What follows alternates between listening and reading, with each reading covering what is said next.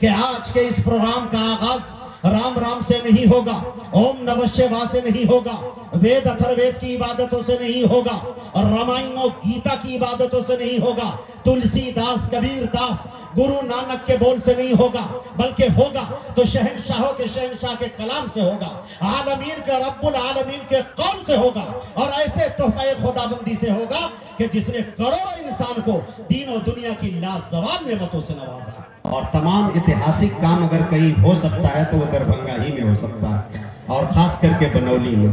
تو ابھی ہمارے عالی جناب مصطفیٰ صاحب ہے اس بستی کے، جو بیشتر لوگوں کی قبر کھودتے ہیں، موت کی یاد دلانے کے لیے ان کا استقبال کیا جا رہا ہے کہ زیادہ ہم اپنی جوانی پہ، مال و دولت پہ زیادہ اکڑ کے نہیں چلے، ورنہ مصطفیٰ صاحب ہمہ وقت 24 گھنٹے تیار رہتے ہیں۔ میں ان سے گزارش کر رہا ہوں کہ وہ تشریف لائیں، بستی کی جانب سے اسے شال پوشی کی جا رہی ہے، یہ اعزاز دیا جا رہا ہے انہیں۔ کہاں مصطفیٰ صاحب؟ اور یہ فاتح علام صاحب نے بہت بڑا کام کیا کہ مؤذن صاحب کو بھی مرتبہ انہوں نے دی۔ کہاں ہے؟ یہ ماشاءاللہ، اللہ سلامت رکھے۔ ادھر دیکھیں،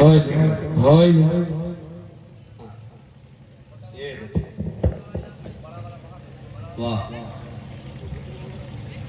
پہچان لیجیے، اللہ سلامت رکھے۔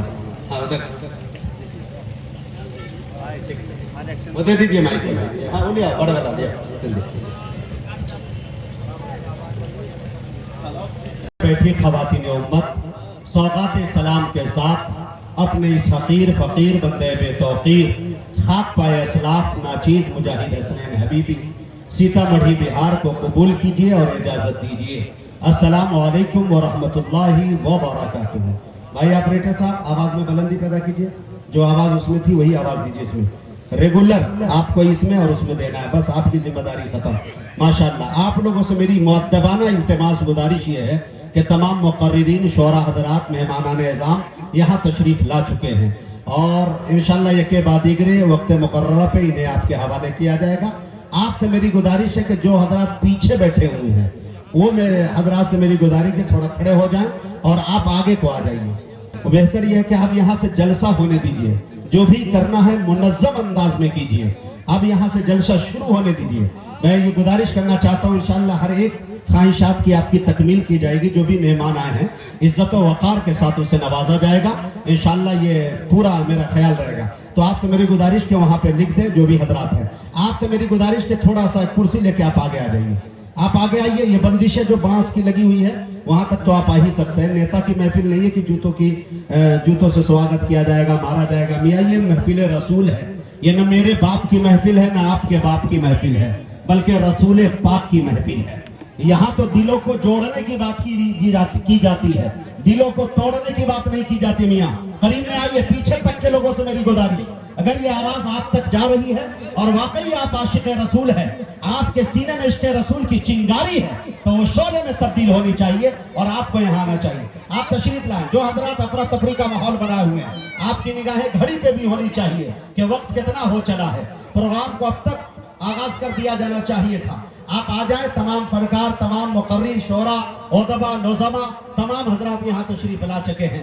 ماشاءاللہ آپ لوگوں سے میری گزارش کہ بیٹھ جائے دل جمعی کے ساتھ، اور اسی طرح سے جو اعلان کیا گیا ہے انتظامیہ کی طرف سے کہ 2 ویلر کی جو پارکنگ ہے اس کو وہیں لگایا جائے، 4 ویلر کی پارکنگ انہوں نے الگ کیا ہے وہاں لگا دی جائے، بیچ میں راستے میں کسی طرح کا دخل اندازی نہ ہو اور کسی کو آنے جانے میں تکلفوں کا سامنا نہ کرنا پڑے، لہذا ان چیزوں کا خیال رہے۔ آپ سے میری گزارش ہے کہ آپ تشریف رکھیں۔ ماشاءاللہ اب آئیے میرے دوستو، ایک بات پورے ملک ہندوستان کے اندر میں کہا کرتا ہوں، آج بھی مجھے کہنے کی اجازت دیجیے کہ آج کے اس پروگرام کا آغاز رام رام سے نہیں ہوگا، اوم نمः شیوائے سے نہیں ہوگا، وید اتھروید کی عبادتوں سے نہیں ہوگا، رامائن و گیتا کی عبادتوں سے نہیں ہوگا، تلسی داس کبیر داس گرو نانک کے بول سے نہیں ہوگا، بلکہ ہوگا تو شہنشاہوں کے شہنشاہ کے کلام سے ہوگا، عالمین کے رب العالمین کے قول سے ہوگا، اور ایسے تحفہ خدا بندی سے ہوگا کہ جس نے کروڑوں انسان کو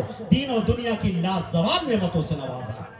اسی کلام کو سن کر مسلم تو کیا، یورپین مورخین، انگریز مورخین، عیسائی مورخین، ہندو مورخین حیران و شستر ہے جس کے اعجاز سخن نے سخندانوں کے تخلیقات کو جھنجھوڑ کر رکھ دیا ہے۔ اس کلام کے اندر وہ مقناطیسی کیفیت ہے جو دلوں کو کھینچتی ہے، وہ راگ ہے جو اندر کے تاریکیوں کو منور کر دیتی ہے، ارے وہ نغمہ ہے جسے سن کر شجر و حجر بھی جھومنے لگتے ہیں، وہ جادو ہے جو دل و دماغ کا کایا پلٹ دیتا ہے۔ میرے دوستو، یہی وہ مقدس کلام جس کو مٹانے کے لیے دنیا نے نہ جانے کیسی ناپاک سازشیں رچائی۔ کبھی علماء کرام کو سولی پہ چڑھایا گیا، حفاظ کرام کو توپ کا نشانہ بنایا گیا، مدارس اسلامیہ کو دہشت گرد کا اڈا قرار دیا گیا، تو کہیں 40,000 قرآن کے نسخے جلا دیے گئے تاکہ قرآن کریم کا وجود دنیا سے ختم ہو جائے۔ لیکن ان احمق، بے وقوف، نادان کو یہ خبر نہیں کہ میرے دوستو قرآن ختم تو دور کی بات، آج تک ایک نقطے کے اندر تبدیلیاں نہیں آئی۔ کسی شاعر نے بڑے سلیقے سے کہا کہ دیا روشن ہوا غار ہیرا سے ان کی عظمت کا، دیا روشن ہوا غار ہیرا سے ان کی عظمت کا، یہ محرام حرم اور عرش کے سینوں پہ لکھا ہے، سیاسی نفرتوں کی آگ ان کو کیا بجھائے گی، یہ قرآن کاغذوں پہ نہیں سینوں پہ لکھا ہے۔ آئیے میرے دوستو، اسی مقدس کلام قرآن عظیم کی تلاوت باسعادت کے لیے میری نظر انتخاب صاحب اللسان، قاری فصلحان، فاضل نوجوان، عالی جناب قاری امجد حسان پر جا کر رک جاتی ہے۔ میں اس وقت ان سے گزارش کر رہا ہوں وہ تشریف لائے اور لہم داؤدی سے سامعین کے قلب و جگر کو مٹھاس پہنچائے۔ اس شعر کے ساتھ ان کا استقبال ہے کہ ہر مسلمان کا ایمان لیے بیٹھی ہے، بولیے سبحان اللہ، ایمان لیے بیٹھی ہے، یعنی اللہ کا فرمان لیے بیٹھی ہے، سر جھکائے ہوئے آداب تلاوت کے لیے آمینہ گود میں قرآن لیے بیٹھی ہے۔